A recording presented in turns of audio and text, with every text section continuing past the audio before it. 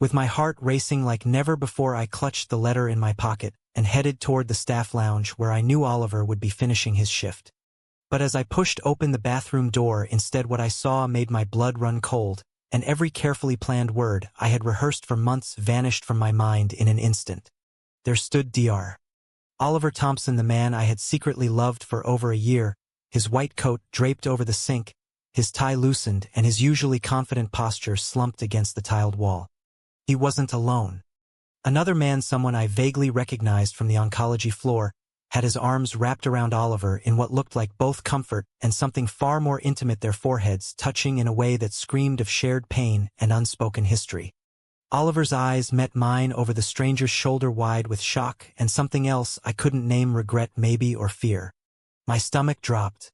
I had come here to tell him everything, to finally admit that his quiet smiles during rounds, his late-night texts about patient cases, and the way he always remembered my coffee order had cracked open the walls I built around my heart since moving to Seattle 3 years ago. Now the confession felt like a joke. I backed away, mumbling an apology, my face burning as the door swung shut behind me. The rest of the day blurred into a haze of forced smiles and endless paperwork at the hospital administration desk, where I had worked since graduating with my health management degree.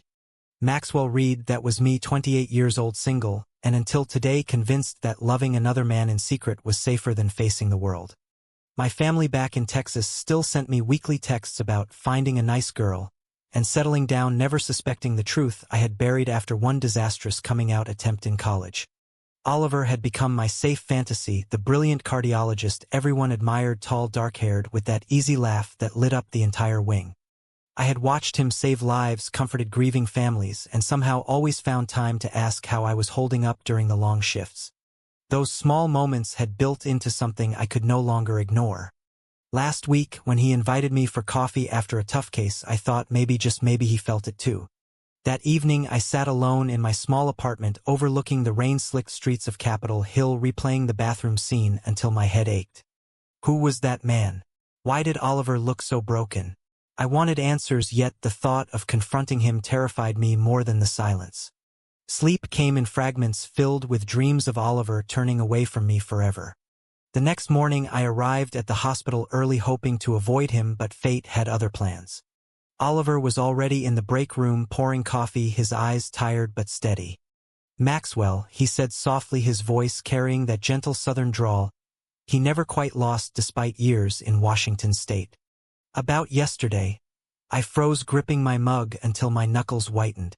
"I didn't mean to walk in," I managed, forcing a casual tone that sounded fake even to me. He stepped closer, lowering his voice so the nurses nearby wouldn't hear. "It's not what you think. Ethan, he's an old friend. We were talking about something personal." His eyes searched mine, and for a split second I saw the same vulnerability I had glimpsed in the bathroom. Before I could respond, my phone buzzed, a text from my mother reminding me of the family reunion next month and how proud they were of their successful son. The weight of all my secrets pressed down harder than ever. As the week unfolded, I threw myself into work, coordinating patient transfers and updating charts, anything to keep my mind off Oliver. But he kept appearing in my periphery, checking on me during lunch, asking about my weekend plans with a concern that felt too real. One afternoon, while reviewing files in the records room, he found me alone. "Max, I've been wanting to talk." He started, leaning against the doorframe, his lab coat open, revealing the blue scrubs underneath. "That day in the bathroom, I've been carrying a lot. Being a doctor here means keeping parts of yourself locked away. The hospital board, the patients, my own family back home, they all expect a certain version of me." His words hung between us, heavy with meaning. I wanted to tell him then that I understood that I had been hiding too, but the fear of rejection after what I saw kept me silent. Instead, I nodded and changed the subject to a difficult case we both knew. That night, I stared at the unsent confession letter on my laptop screen, the cursor blinking like a heartbeat. Maybe some truths were better left unspoken. Yet the universe had different ideas. Friday brought an emergency staff meeting about budget cuts, and during the chaos, Oliver pulled me aside in the hallway. "Meet me after shift," he whispered, his hand brushing mine for the briefest moment, sending electricity through my veins. "There's something I need you to know." My pulse thundered as I nodded, wondering if this was the beginning or the end of everything I had dared to hope for. The city lights blurred past my window on the bus ride home, and for the first time in days a fragile spark of courage flickered back to life. Whatever Oliver had to say, I would listen even if it broke me all over again.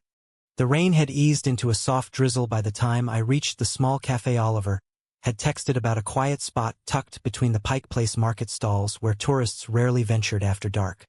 I arrived early, my hands trembling as I ordered 2 black coffees the way I knew he liked his, with just a hint of cinnamon. When Oliver walked in, shaking water from his dark hair, his presence filled the room in that effortless way only he could manage. He slid into the booth across from me, offering a tired smile that didn't quite reach his eyes. "Thanks for coming, Max," he said, his voice low against the hum of espresso machines. "I owe you an explanation after what you saw." He told me everything then in careful, measured sentences that revealed layers I had never imagined. Ethan, the man in the bathroom, wasn't a lover but a longtime friend from medical school who had just lost his partner to a sudden heart attack. Oliver had been helping him through the grief, the hug. I witnessed nothing more than one broken man holding another. But the real confession came next. "I'm gay, Maxwell," he said, meeting my gaze without flinching. "Have been since I was 16. My family in Georgia doesn't know, and at the hospital, well, you see how it is. One wrong rumor and promotions disappear, patients second-guess your care. I've built walls so high I forgot what it felt like to breathe." His words cracked open something inside me, a mirror to my own hidden life. I told him about Texas, the college boyfriend I lost when my parents found out, the years of pretending just to keep the peace. We talked for hours as the cafe emptied and the barista dimmed the lights. For the first time I felt seen, truly seen by someone who understood the weight of secrets. Yet even as connection bloomed, new complications arose. Monday brought my best friend Jordan, a fellow administrator who had always been my confidant, into the picture. Over lunch in the cafeteria, I finally admitted my feelings for Oliver. Jordan listened, nodding, but his eyes held a shadow I didn't recognize. "Just be careful, man," he warned. "Oliver's got a reputation for keeping things professional. And with the new diversity audit coming up, the last thing you need is office drama." I brushed it off, but the seed of doubt had been planted. That afternoon Oliver found me in the parking garage after shift. "Dinner at my place Friday?" he asked, his smile warm and genuine. I said yes before doubt could steal the moment. The week passed in a whirlwind of stolen glances and late-night messages. Oliver shared stories of his residency in Atlanta, the patients who changed him, the quiet nights questioning if he could ever live openly. I opened up about the family reunion looming like a storm, my mother already planning blind dates with daughters of church friends. On Thursday, disaster struck in the form of a leaked memo about staff performance reviews. Whispers spread that certain doctors were under scrutiny for personal conduct, and Oliver's name appeared on the list. He pulled me into an empty exam room, his face pale. "Someone's talking, Max. If this gets out," he didn't finish, but the fear was clear. I wanted to hold him, tell him we could face it together, but Jordan's warning echoed and I hesitated. That hesitation would cost us both. Friday evening at Oliver's sleek apartment overlooking Elliott Bay, the mood shifted from hope to tension. We cooked pasta, laughed over bad hospital jokes, and for a moment the world felt right. Then my phone rang, my sister calling to confirm my flight home for the reunion. Oliver overheard and his expression changed. "You're going back to Texas," he said quietly. "To the family that still doesn't know who you really are." The words stung because they were true. We argued then, not loudly but with the raw honesty that comes when two guarded hearts finally collide. He accused me of running, I accused him of hiding behind his white coat. By the time I left, the rain had returned, mirroring the storm inside me. Back home, I stared at the ceiling, replaying every word. Love wasn't supposed to feel this complicated, yet here we were, two men navigating a world that demanded perfection from those who dared to be different. The next morning, Jordan cornered me at the office, his face serious. "I heard about the review, Max. And I might have mentioned something to HR just to protect you both." Betrayal hit like a slap. My best friend, the one person I trusted, had gone behind my back. Anger burned, but beneath it lay a deeper fear that Oliver would blame me. I spent the weekend avoiding calls, drafting, and deleting messages until exhaustion won. When Monday arrived, Oliver was waiting at my desk, his eyes steady despite the shadows beneath them. "We need to talk," he said. "Really talk this time." The conversation that followed in the quiet of the hospital chapel after hours changed everything. Oliver didn't blame me for Jordan's betrayal. Instead, he took my hands and said the words I had waited a lifetime to hear. "I'm tired of hiding, Maxwell. With you, I want to try something real." His vulnerability cracked the last of my defenses, and in that sacred space we shared our first kiss, soft, tentative, and filled with the promise of what could be. Yet reality refused to stay outside the chapel doors. The diversity audit intensified, and rumors about Oliver's close friendship with me began circulating in the break rooms. Colleagues who once smiled now averted their eyes, and one senior nurse even pulled me aside to warn that associating with Oliver could stall my own promotion track.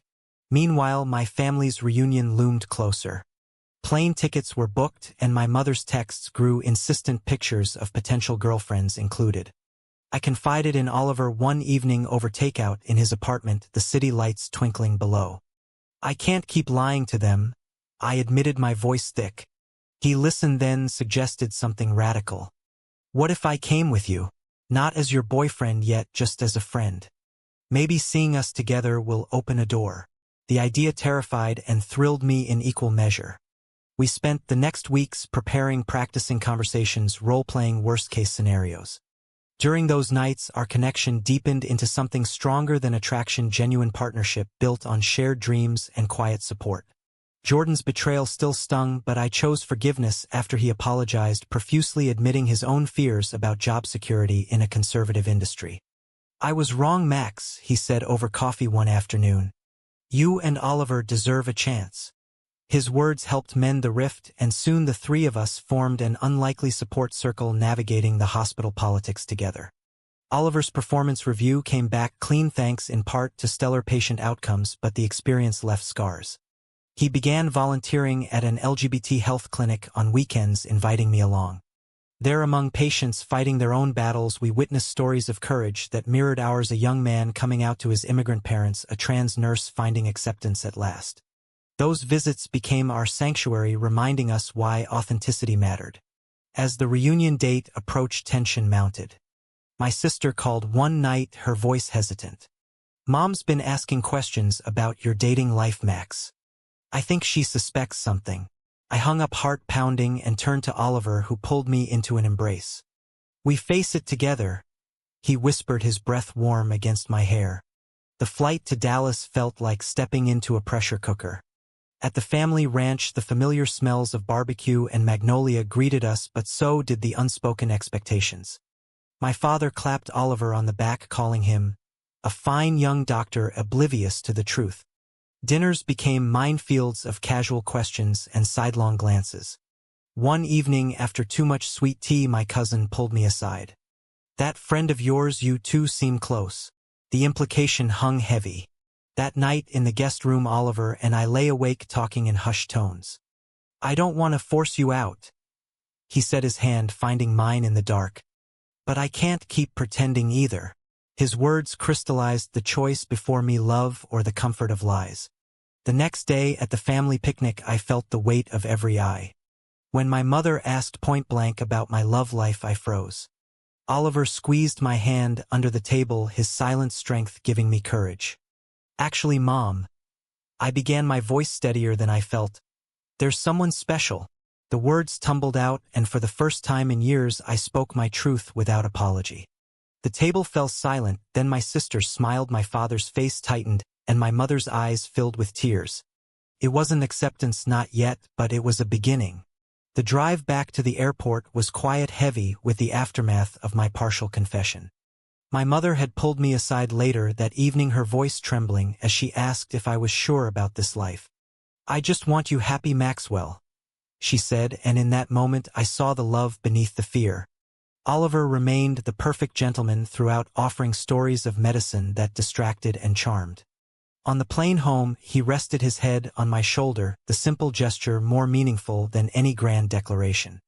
"Thank you for today," I whispered. He smiled softly. "We're just getting started." Back in Seattle, the hospital welcomed us with new challenges. A major grant for the cardiology department hinged on Oliver's leadership, but whispers about his personal life threatened to derail it. Jordan stepped up, becoming an unexpected ally, organizing a staff petition supporting inclusive policies. Together, we attended board meetings where Oliver presented data on patient care with quiet dignity. During one particularly tense session, a conservative trustee questioned Oliver's lifestyle choices in veiled terms. Oliver met the challenge head-on, his voice calm yet firm. "My personal life has no bearing on the lives I save every day." The room erupted in murmurs, but the grant passed by a narrow margin. That victory felt like a turning point not just for Oliver but for every unspoken story in the building. Our relationship blossomed in small private ways: weekend hikes in the Cascades where we talked about future dreams, quiet evenings cooking together, laughter echoing off apartment walls. Yet growth demanded more. Oliver decided to come out to his own family via a long video call, his hand gripping mine the entire time. His mother cried, his father went silent, but the love remained fractured yet intact. "It's a process," Oliver told me afterward, his eyes bright with relief. Inspired, I began writing letters to my Texas family, honest, vulnerable accounts of my life, my love, and my hopes. Responses came slowly at first, then warmer, my sister sharing articles on acceptance, my mother sending a care package with no questions attached. A new conflict emerged when Ethan, Oliver's friend from the bathroom, called with devastating news. His late partner's family was fighting for custody of their young daughter, claiming his lifestyle made him unfit. Oliver threw himself into helping legally and emotionally, dragging me into late-night strategy sessions.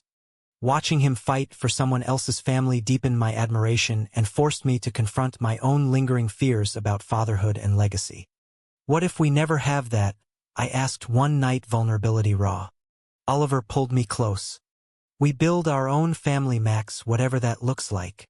His words planted seeds of possibility I had never allowed myself to imagine. As summer faded into crisp autumn, the hospital hosted its annual gala, a glittering event where donors mingled with staff. Oliver and I arrived together for the first time publicly, his hand on my lower back as we navigated the crowd. Whispers followed, but so did smiles from allies. Jordan raised a toast to true leadership in all forms, and the room applauded. That night, under the city lights, Oliver dropped to one knee in our apartment, a simple silver band in his palm. "Not marriage yet," he said, smiling, "but a promise. To keep choosing us every day." I said yes through tears, the ring cool against my skin, a symbol of battles won and still ahead. Winter brought its own tests. A flu outbreak strained the hospital, forcing double shifts and frayed tempers. Oliver worked tirelessly, I coordinated logistics, and together we supported each other through exhaustion. My family surprised us with a visit, my mother and sister arriving just before Christmas, their suitcases filled with Texas pecans and cautious acceptance. Dinners at our apartment became bridges, my mother asking Oliver about his work, my sister sharing stories of her own evolving views. Progress wasn't perfect, old prejudices surfaced in awkward questions, but each conversation chipped away at the walls. On Christmas Eve, we lit candles and exchanged gifts, Oliver giving me a journal for my thoughts, my mother gifting us matching scarves. The warmth in the room felt like healing. Yet not all stories ended happily. Jordan faced his own crisis when his conservative parents discovered his support for us, cutting contact temporarily. We rallied around him, offering the friendship he once risked for us. Oliver organized a support group at the clinic, expanding our circle to include nurses, residents, and even a few board members ready for change. Those meetings revealed the universal thread of struggle and resilience binding us all. I found myself mentoring a young intern struggling with his identity, the role reversing the help I once needed. Spring arrived with new beginnings. The hospital launched an official LGBT ally program, Oliver and I co-leading workshops that sparked honest dialogue. My promotion came through not despite our relationship, but partly because of the visibility we brought. Oliver received recognition for his community work, his family slowly warming through video calls. One weekend we flew to Georgia, surprising his parents with our presence. Tears and hugs followed, tentative conversations paving roads we once thought impassable. Amid the victory's quiet moments grounded us, walks along the waterfront, planning a small cabin getaway, dreams of adopting a child someday. The journey had transformed us both from men trapped by fear to partners embracing authenticity. Yet growth demanded vigilance. When a new administrator pushed back against inclusive policies, we stood together presenting data stories and unwavering resolve. The board listened and policies shifted. Each small win reinforced that change was possible even in the most traditional institutions. As summer returned, we celebrated our first anniversary with a quiet hike to a mountain overlook the city spread below like possibility itself. Oliver turned to me, the sun catching his eyes. "Thank you for walking this path with me, Max." I kissed him, then the wind carrying our laughter across the peaks. The man I once loved in secret had become my greatest teacher, and the life we built together proved that love, when chosen daily, could reshape even the hardest hearts. The following year brought deeper roots. We bought a house in a quiet neighborhood with a backyard perfect for future family barbecues. My Texas family visited more often, my father eventually sitting down with Oliver for long talks about medicine and manhood. Acceptance grew not overnight, but through shared meals, honest questions, and time. At the hospital, our ally program expanded nationwide, Oliver presenting at conferences, I managing the logistics that made it possible. Jordan found his own path, reconciling with his parents and starting a support network for families. Challenges persisted, of course, new staff with old biases, budget fights that tested our resolve. Yet each obstacle strengthened our bond, teaching U.S. patients communication and the power of choosing kindness over anger. One evening, after a particularly draining day, we sat on our porch watching the sunset, Oliver's arm around my shoulders. "Remember that bathroom door?" he asked, smiling. I laughed, the memory now bittersweet, the beginning of everything. "Best wrong turn of my life," I replied. Our story wasn't a fairy tale, but a testament to real love forged in fire, the kind that demanded courage, sacrifice, and daily recommitment. We mentored others, sharing not perfection, but the messy, beautiful truth of growing together. As another reunion approached, this time in Seattle, with both families converging, I looked at Oliver and felt profound gratitude for the man who had walked beside me through every storm. The path ahead remained unwritten, filled with unknown joys and trials, but we faced it hand in hand, no longer hiding, no longer alone. In the end, our greatest victory wasn't changing the world, though we chipped away at it, but changing ourselves into men who lived openly, loved fiercely, and chose truth above comfort. Is it true that hiding your true self is the only way to survive in a judgmental society?